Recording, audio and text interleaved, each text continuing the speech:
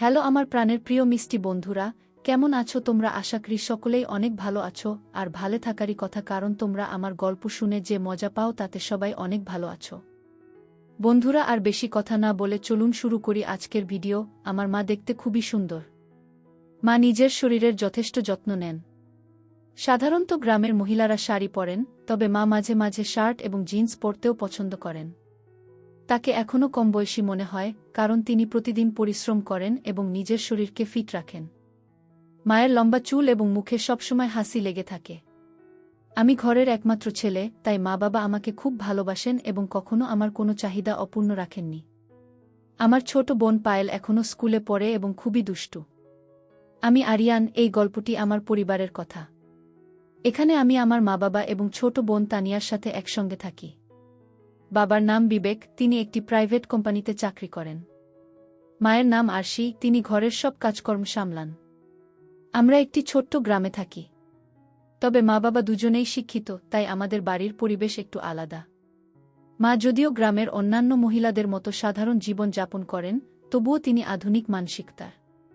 বন্ধুরা, আজকের গল্পটি খুবই স্পেশাল, তাই কেউ মিস করো না। আর দয়া করে গল্পটি ভালো লাগলে ভিডিওটি লাইক, শেয়ার এবং চ্যানেলটি সাবস্ক্রাইব করতে ভুলবে না। গল্পটি শুরু হয় যখন আমার পরীক্ষাগুলো শেষ হয়ে গিয়েছিল এবং গরমের ছুটি চলছিল। আমার বোন নানির বাড়িতে গিয়েছিল, কিন্তু আমি বাড়িতেই থাকতে চেয়েছিলাম কারণ কোথাও যাওয়ার ইচ্ছে ছিল না। বাবা প্রতিদিনের মতো অফিসে যেতেন আর মা ঘরের সব কাজ সামলাতেন। একদিনের কথা, আমি আমার ঘরে বসে লাফ দিয়ে গেম খেলছিলাম।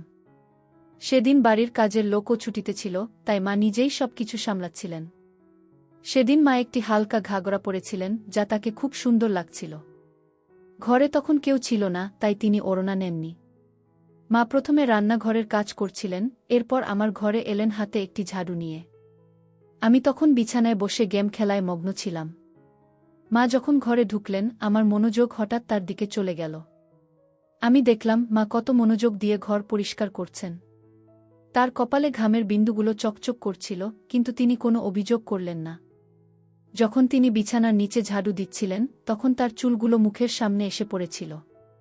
আমি নীরবে তাকিয়ে রইলাম। মা একবারও আমার দিকে তাকালেন না, শুধু নিজের কাজে মনোযোগ দিয়েছিলেন। আমার মধ্যে এক অদ্ভুত অনুভূতি কাজ করছিল, তবে আমি তাতে তেমন গুরুত্ব দিইনি। মা যখন সামনের দিকে ঝুঁকলেন, তখন আমি লক্ষ্য করলাম তার মধ্যে এক ধরনের আত্মবিশ্বাস এবং উজ্জ্বলতা প্রকাশ পাচ্ছে। আমার মনে একটা অস্বাভাবিক অনুভূতি হচ্ছিল, কিন্তু তখন পুরোপুরি বুঝে উঠতে পারছিলাম না। গরমের ছুটিতে পরীক্ষা শেষ হয়ে গিয়েছে, আর আমার বোন তখন নানির বাড়িতে।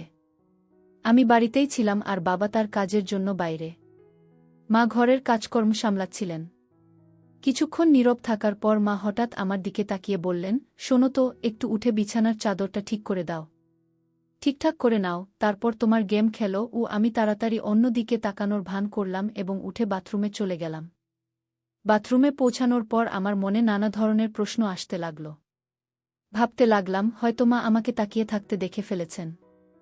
আমি একটু ভয় পেয়ে গেলাম। কিছুক্ষণ বাথরুমে ভাবার পর আবার ঘরে ফিরে এলাম, কিন্তু তখন আর মোবাইল গেমে মন বসাতে পারছিলাম না। মনের মধ্যে অদ্ভুত সব চিন্তা ঘুরপাক খাচ্ছিল। মা তখন বিছানার চাদর ঠিক করে রান্নাঘরে চলে গেলেন। একদিন হঠাৎ আমার মোবাইলে একটি নোটিফিকেশন এলো এবং আমি সেটি খুলে দেখলাম। সেখানে বিভিন্ন ধরনের গল্পের তালিকা ছিল, যার মধ্যে একটি গল্প মাছেলের সম্পর্কের ভিত্তিতে লেখা। কৌতূহলবশত আমি সেই গল্পটি পড়তে শুরু করলাম। সেখানে একটি ছেলে তার মায়ের সাথে কিছু সুন্দর সময় কাটানোর অভিজ্ঞতা শেয়ার করছিল। গল্পটি পড়ার পর আমার মনেও কিছু চিন্তা আসতে লাগল। আমি ভাবলাম, আমিও মায়ের জন্য বিশেষ কিছু করতে পারি। কিছুক্ষণ পরে আমি বাথরুম থেকে বেরিয়ে এলাম। বাইরে এসে দেখি মা রান্নাঘরে রান্নায় ব্যস্ত। আমি ধীরে ধীরে ফ্রিজ থেকে পানির বোতল বের করতে করতে মাকে দেখছিলাম। তিনি রান্নায় পুরো মনোযোগ দিয়েছিলেন এবং পেছন ফিরে দাঁড়িয়েছিলেন। তার মুখে সেদিন কিছুটা ক্লান্তির ছাপ ছিল, তবে সেই ক্লান্তির ভেতরেও এক ধরনের প্রশান্তি ফুটে উঠছিল। দেখে মনে হচ্ছিল তিনি আন্তরিকতার সাথে কাজটা করছেন। হঠাৎ মা পেছনে ফিরে আমার দিকে তাকিয়ে বললেন, কিরে আরিয়ান, কি হলো? কি দেখছিস? আমি কিছুটা হতবাক হয়ে গেলাম, কিন্তু পরিস্থিতি সামলে নিয়ে বললাম, কিছু না মা, আমি শুধু দেখছিলাম তুমি কত পরিশ্রম করো। সকাল থেকে রাত পর্যন্ত কষ্ট করছো। এটা শুনে মা খুব খুশি হলেন। তার চোখে আনন্দের ঝিলিক ফুটে উঠল। তিনি বললেন, হ্যাঁ বাবা, এসব তো করতে হয়। তবে তোর মতো ছেলে থাকলে সব কাজ সহজ মনে হয় কি? তারপর মা মুচকি হেসে বললেন, কিছু বছরের মধ্যেই তো তোর বউ আসবে আমার কাজে সাহায্য করতে। কি মা এটা বলতেই হাসতে শুরু করলেন, আর তার হাসি আমার মনটাকে ভরে দিল। এরপর আমি আবার নিজের কাজে মন দিলাম। আমি বেডরুমে চলে গেলাম। আর মাথায় নানা রকম চিন্তা ঘুরতে লাগল। ভাবছিলাম, মা কি বুঝতে পেরেছিলেন যে আমি তাকে দেখছিলাম? এই ভাবনায় কয়েকটা দিন কেটে গেল। এক পর্যায়ে উপলব্ধি করলাম, শুধু তাকিয়ে থাকা যথেষ্ট নয়, কিছু একটা পরিকল্পনা করতে হবে। এই ভাবনাগুলোর মধ্যে দিয়ে সন্ধ্যা গড়িয়ে গেল, আর ঠিক তখনই বাবা অফিস থেকে ফিরে জানালেন যে তাকে 10 দিনের জন্য কাজের কারণে বিদেশ যেতে হবে। এটা শুনে আমার মনে ভীষণ আনন্দ হল, যদিও বাইরের দিকে শুধু মাথা নেড়ে সম্মতি জানালাম। 3 দিনের মধ্যেই বাবার যাত্রা ছিল, আর আমি ঠিক করেছিলাম যে এই 10 দিনের মধ্যেই যা করার করতে হবে, কারণ পরে হয়তো এমন সুযোগ আর আসবে না। পরের দিন মঙ্গলবার ছিল। বাবা বিদেশ যাত্রার প্রস্তুতি নিচ্ছিলেন, তাই কিছু কেনাকাটার জন্য মা ও বাবা শপিংয়ে যাওয়ার পরিকল্পনা করলেন। বেরোনোর সময় আমাকে জিজ্ঞেস করলেন, তুই আসবি? আমি না বলে দিলাম আর বললাম, তোমরা যাও, আমি মোবাইলে গেম খেলব। কি বাসা থেকে তারা বেরিয়ে যাওয়ার পর আমি দরজা বন্ধ করে সরাসরি তাদের বেডরুমে গেলাম। আলমারি খুলে কিছু খুঁজতে লাগলাম, যদি কোনো ভালো আইডিয়া পাওয়া যায়। খুঁজতে খুঁজতে হঠাৎ মায়ের লিপস্টিক আর ব্রাশে চোখ পড়ল। আরেকটু খুঁজতেই মায়ের কিছু পোশাক দেখতে পেলাম, তার মধ্যে একটা লাল রঙের 1 পিস ড্রেস ছিল। দেখে ভাবতে লাগলাম, মাকে এই পোশাকটা পরলে কতটা সুন্দর লাগবে। কিছুক্ষণ এমন ভাবতে ভাবতে আলমারির সমস্ত কাপড় গুছিয়ে রাখলাম, তবে বেডরুমে মায়ের ছবিটা দেখে আবারও এক ধরনের অদ্ভুত অনুভূতি হতে লাগল। তখনই মনে মনে সিদ্ধান্ত নিলাম, শুধু ভাবা নয়, কিছু একটা করতেই হবে। সবকিছু গুছিয়ে রেখে হলঘরে এসে টিভি দেখতে লাগলাম। ঠিক তখনই মা বাবা শপিং শেষে বাড়ি ফিরলেন এবং বসে পড়লেন। এভাবেই সে দিনটা কেটে গেল। পরের দিন সকালে বাবা বিদেশ যাওয়ার প্রস্তুতি নিচ্ছিলেন, তাই মা তাড়াতাড়ি উঠে ঘরের সবকিছু গুছিয়ে নিলেন এবং বাবাকে নাস্তা করিয়ে ঘরের বাকি কাজগুলো করতে লাগলেন। সকাল 8টায় বাবা আমাদের বিদায় জানিয়ে বেরিয়ে গেলেন আর মা ঘরের কাজে ব্যস্ত হয়ে পড়লেন। বাবার বাইরে কাজে যাওয়া আমাদের জন্য নতুন কিছু ছিল না, তাই সহজেই মানিয়ে নিলাম। মা তাড়াতাড়ি ওঠার কারণে এবং বাবার প্রস্তুতির জন্য ব্যস্ত থাকায় স্নান করতে পারেননি। সকাল প্রায় 9টার দিকে বাবা চলে যাওয়ার পর মা স্নান করতে গেলেন আর আমি তখন হলঘরে বসে টিভি দেখছিলাম। কিছুক্ষণ পর মায়ের গলা শুনতে পেলাম, আরিয়ান, তোয়ালেটা এনে দাও তো, বাইরে রেখে এসেছি। আমি ততক্ষণে তোয়ালে নিয়ে বাথরুমের দরজার কাছে গেলাম। মা দরজাটা একটু ফাঁক করে হাত বাড়ালেন তোয়ালে নেওয়ার জন্য। আমি দেখতে পেলাম মায়ের চুল ভিজে গেছে আর তার হাত থেকে পানি পড়ছিল। ওই মুহূর্তে মাকে সত্যিই সুন্দর লাগছিলেন। যখন তিনি তোয়ালে নিলেন, তখন তিনি পাশের দিকে দাঁড়িয়েছিলেন, ফলে সূর্যের আলোয় তার শরীরের কিছু অংশে পড়া পানির ফোঁটা ঝলমল করছিল। মুহূর্তটি খুব সাধারণ ছিল, তবুও আমি একটু থমকে গিয়েছিলাম। নিজেকে সামলে নিয়ে আবার হলঘরে ফিরে টিভি দেখতে শুরু করলাম। কিছুক্ষণ পর মা তোয়ালে পেঁচিয়ে হলঘরে এলেন এবং টিভির পাশে রাখা আয়নার সামনে দাঁড়িয়ে হেয়ার ড্রায়ার দিয়ে চুল শুকাতে লাগলেন। আমি চুপচাপ পেছন থেকে তাকিয়ে রইলাম। মাথার চুলে হাত বুলিয়ে তিনি চুল শুকাচ্ছিলেন। হয়তো এটা তার জন্য সাধারণ কাজ ছিল, কিন্তু আমার কাছে সেই মুহূর্তে তার নির্ভরতা অন্য রকম মনে হচ্ছিল। কিছুক্ষণ পর আমি বললাম, মা, তুমি সবসময় ওই সাধারণ পোশাকগুলোই বাড়িতে কেন পরে থাকো? মা অবাক হয়ে বললেন, কেন? এতে কি কোনো সমস্যা আছে নাকি? আমি তো যা ভালো লাগে সেটাই পরি। কি আমি মৃদু হেসে বললাম, না মা, শুধু কাল যখন তুমি জিন্স আর টপ পরেছিলে তখন তোমাকে বেশ ভালো লাগছিল, তাই বললাম। মা হেসে বললেন, আরে বোকা, বাড়িতে তো সাধারণ পোশাকেই আরাম পাওয়া যায়, বাইরে গেলে তখনই জিন্স আর টপ পরি।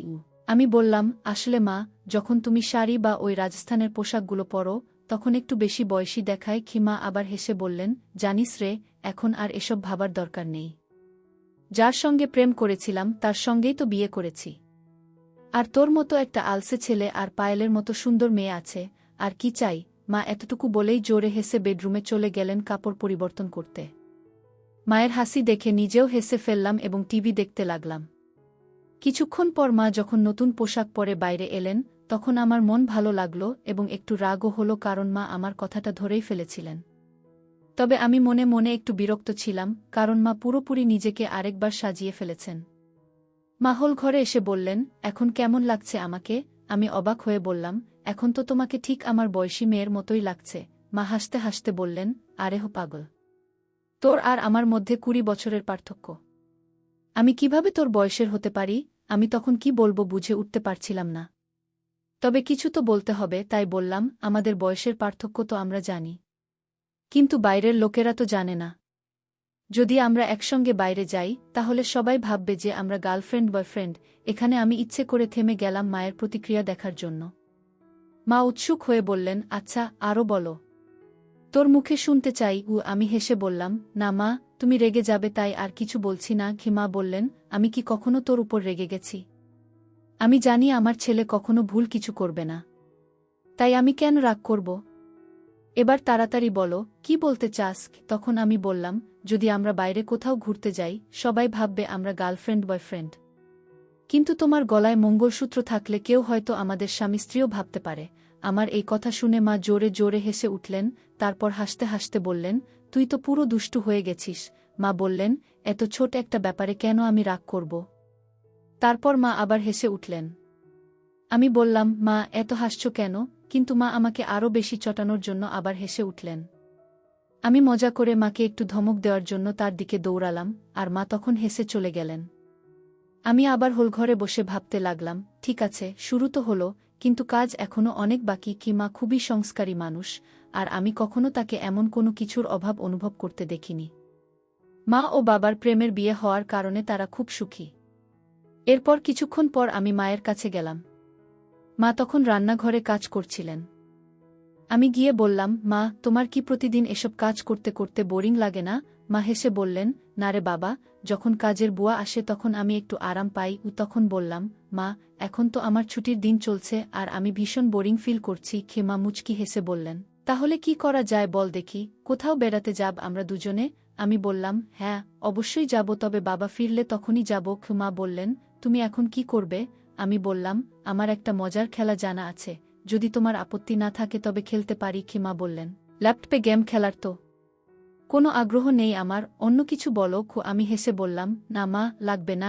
মা বললেন, ও আচ্ছা, ঠিক আছে, কোনো খেলা? আমি বললাম, ট্রুথ অর ডেয়ার। মা হেসে বললেন, ঠিক আছে, তবে আগে আমার ঘরের কাজগুলো শেষ করতে দাও, তারপর খেলবো। আমি বললাম, ঠিক আছে, তুমি কাজ শেষ করো, আমি রুমে গিয়ে অপেক্ষা করছি, কাজ হলে আমাকে ডেকে নিও। একথা বলে হাসি মুখে তাকে বিদায় জানালাম এবং রুমের দিকে পা বাড়ালাম। কিছুক্ষণ পর মা এসে আমার সামনে বসে বললেন, তাহলে কিভাবে খেলাটা শুরু করব? আমি হেসে বললাম, তোমার পছন্দ, ট্রুথ নাকি ডেয়ার? মা চিন্তা করে বললেন, ট্রুথ। তারপর আমি মায়ের দিকে তাকিয়ে মজার একটা প্রশ্ন করলাম, বিয়ের আগে কি আপনার বিশেষ কোনো বন্ধু ছিল? আমার প্রশ্ন শুনে মা একটু অবাক হয়ে বললেন, এ কেমন প্রশ্ন করলে আরিয়ান?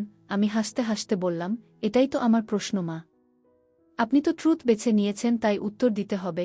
মা একটু হেসে বললেন, হ্যাঁ ছিল, আর সে তোমার বাবা ছাড়া আর কেউ না। এরপর আমি বললাম, ঠিক আছে মা, এবার আপনি আমাকে প্রশ্ন করুন, আমি ট্রুথ নেব। মা কিছুক্ষণ ভাবলেন, তারপর বললেন, তোমার কি কোনো বান্ধবী আছে? আমি একটু হাসি দিয়ে বললাম, হ্যাঁ আছে, সে তো আমার সামনে বসে আছে। আমার কথায় মা একটু বিরক্ত হয়ে বললেন, এই ধরনের কথা বলাটা ঠিক না, আমি তোমার মা। মায়ের প্রতিক্রিয়া দেখে আমার আত্মবিশ্বাস কিছুটা কমে গেল, কারণ মা সবসময় সিরিয়াস থাকেন। আমি মজা করে বললাম, তুমি কেন সবসময় এত সিরিয়াস হয়ে যাও?